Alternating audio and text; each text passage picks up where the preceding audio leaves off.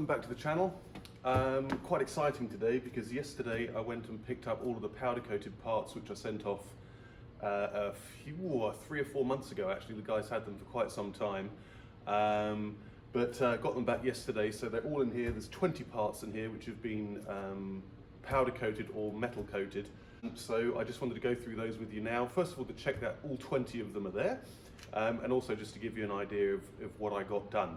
Okay, so first up, I did a bit of a comparison really, because this is the ABS sensor or speed sensor section of the hub, and you can see there's the threaded part of the hub, and this is what it looked like when it came off the car. Actually, it looked quite a lot worse than that because I've cleaned this up on the wire wheel over there. So this is how I sent it off, and this is how I've received it back. So it's obviously looking fantastic.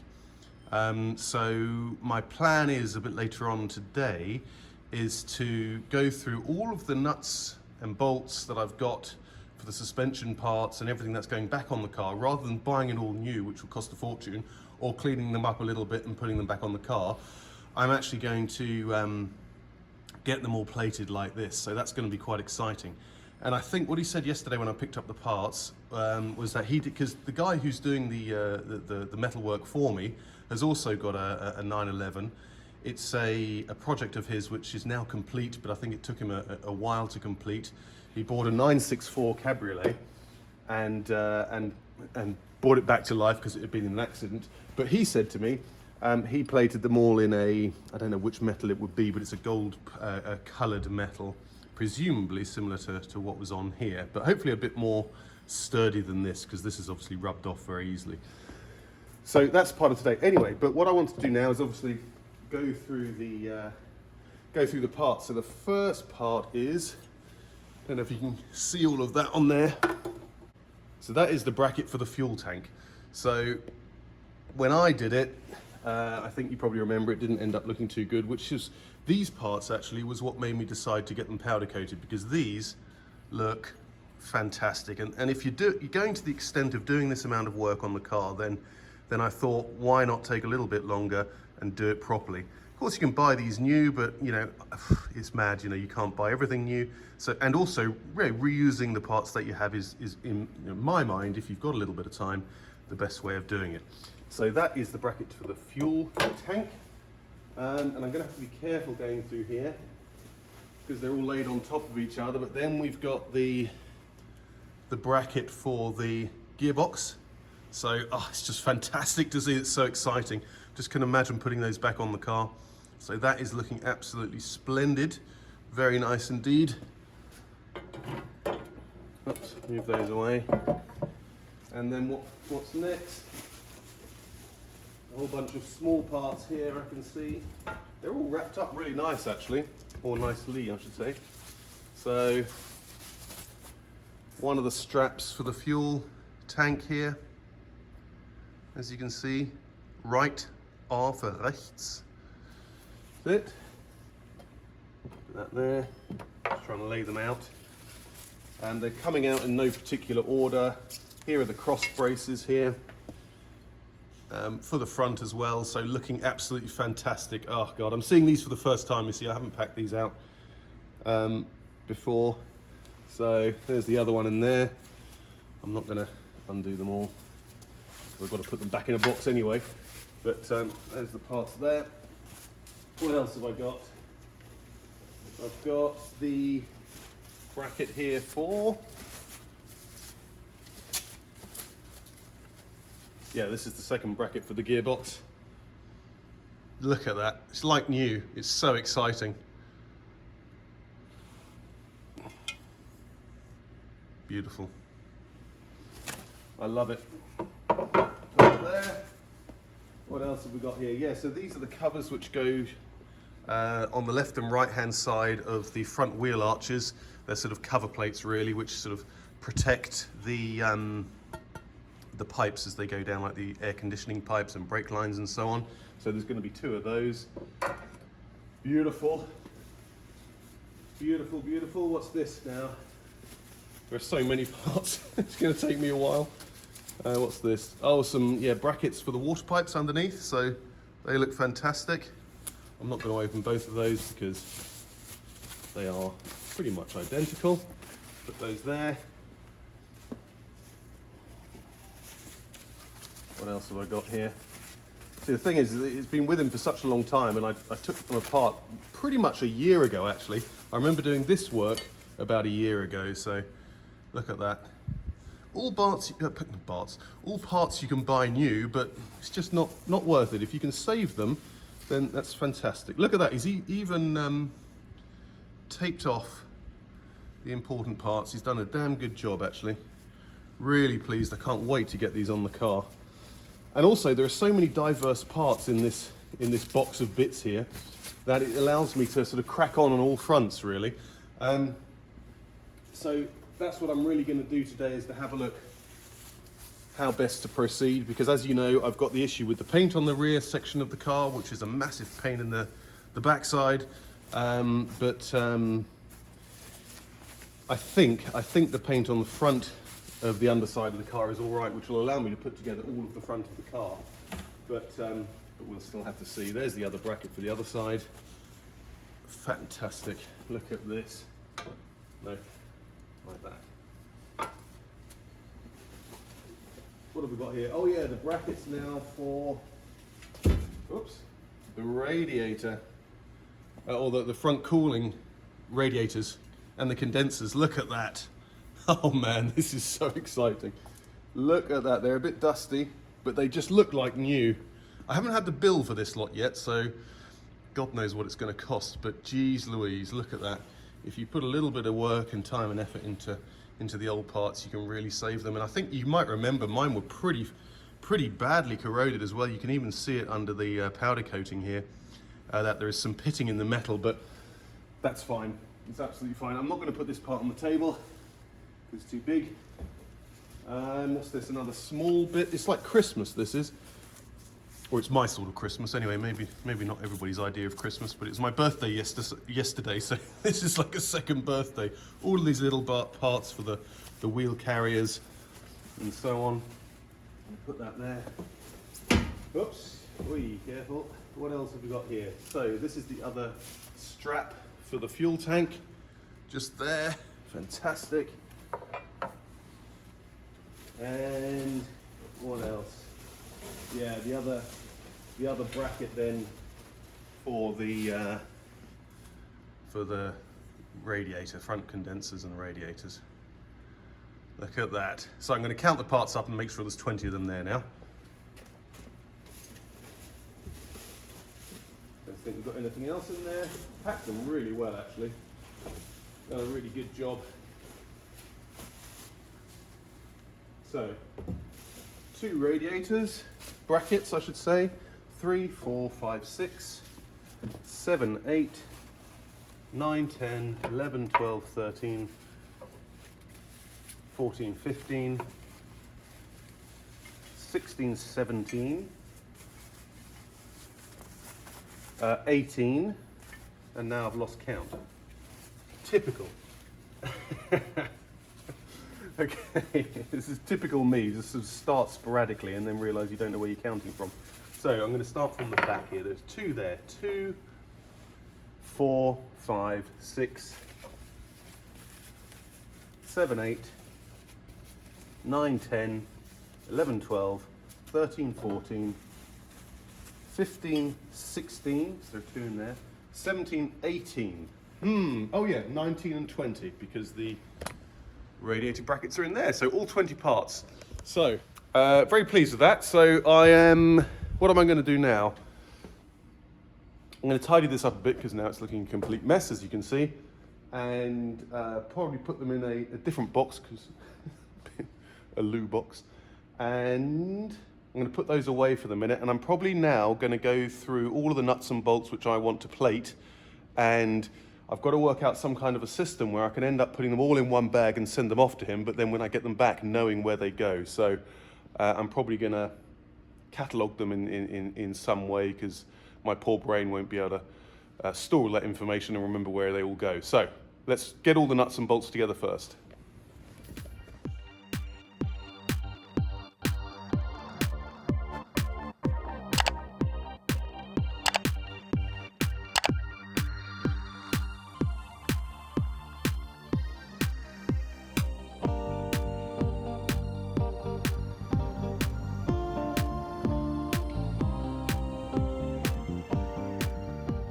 guys, so you might laugh, but this is the only way I can think of doing it, is to write the part number and, or not the part number, the description, and literally draw around the bolts like that and put the nuts there. So I don't know what you think about that, but that I think is going to work for me.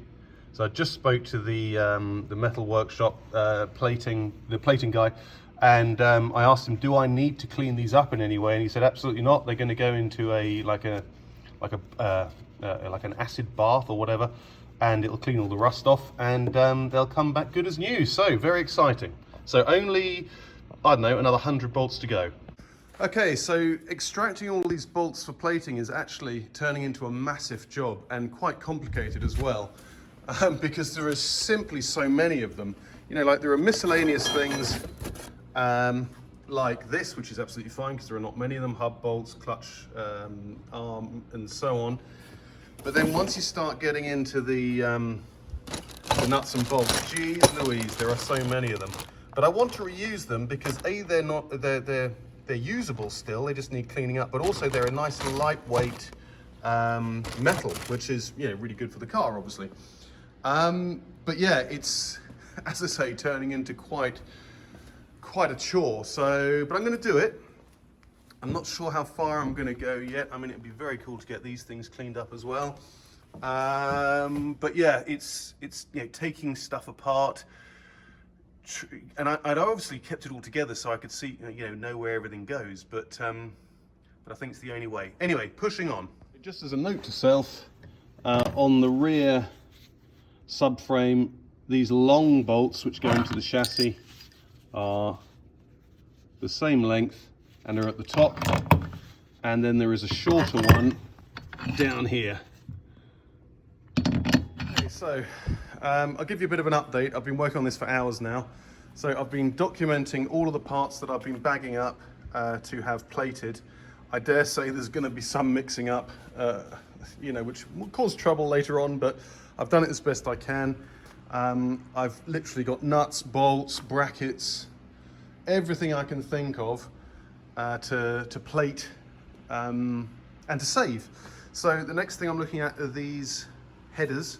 So I'm going to take those along as well to see if there's anything I can do with them. Maybe I can get them plated. I don't really know, but I'm going to take them along anyway. And otherwise, I've pretty much broken down all of the suspension before it was all in you know, big assembled parts, but I've taken it all back down now. And there's only one that I can't undo here. It's one of the tuning forks attached to the subframe. It's just insanely tight. The guy who put them on must have tightened them way beyond spec, which is annoying, really. But even with the breaker bar, I can't get the thing off. But I'll get there. But yeah, that's what I've been up to. I'm sure there'll be some other things that I need to get plated, but I'll just send them on afterwards. But yeah. I'm just going to see what I'm going to do now because it's really sunny outside and I've been closed up in this workshop pretty much all day, so I think I might call it a day now. Okay, so I've just boxed up the headers there, and what's going to happen with those, I just checked with the plating guy, the metal specialist. He is going to zinc plate those, but clean them first. And I also asked him about the cats as well, but he hasn't quite got back to me yet. I don't know if we can do the same with those, because that would be so cool if we could plate those too.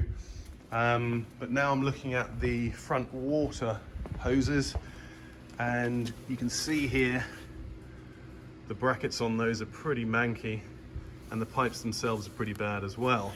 The only thing is, when you take these apart, then you've got to know which orientation they go back together. So I'm a little bit hesitant, but I'm sure I'll find a way. But I'm going to clean them up first. Okay, I've just cleaned up those pipes a little bit, but I'm going to leave those for the moment, just to decide what I'm going to do with those.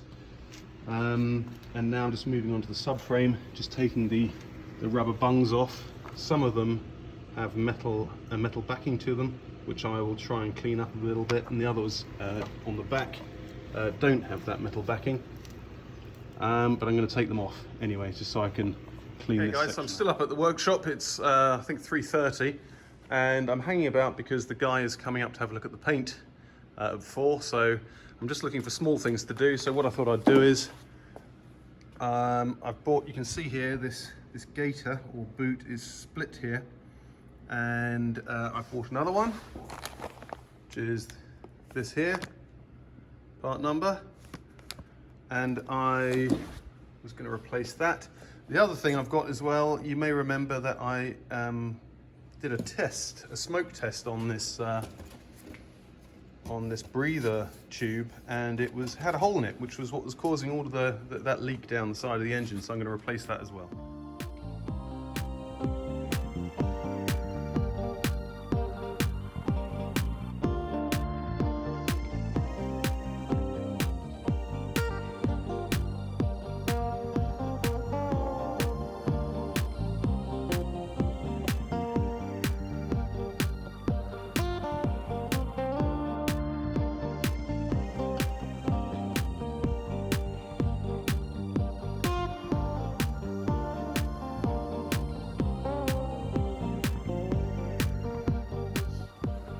Okay, so that was pretty on there, if the truth be known. So I just got to check that that is pointing. Let's do a little mark there, actually. Yep.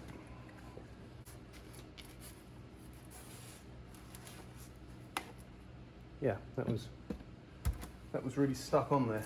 So, which is fine.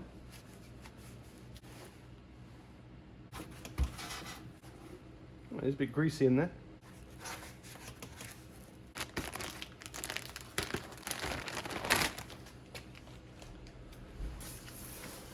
So just check.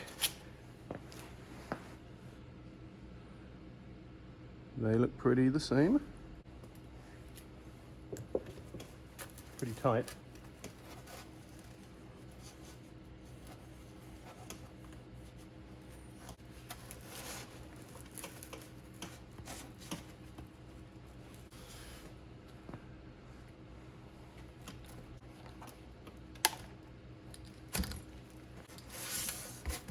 See when that lines up there.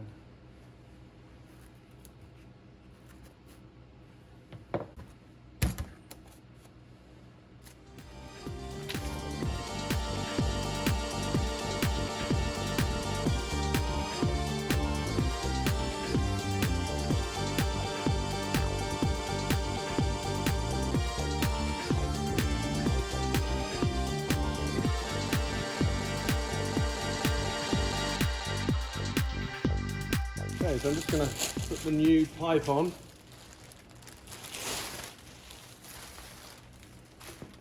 Thread this through.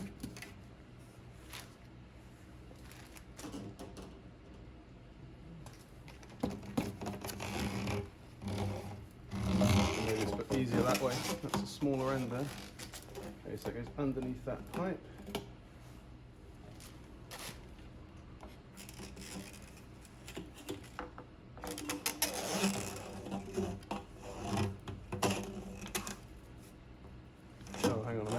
Should actually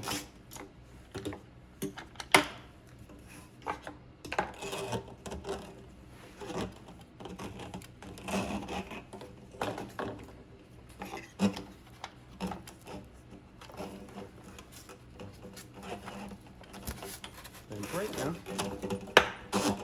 That would be annoying. Okay, there we are.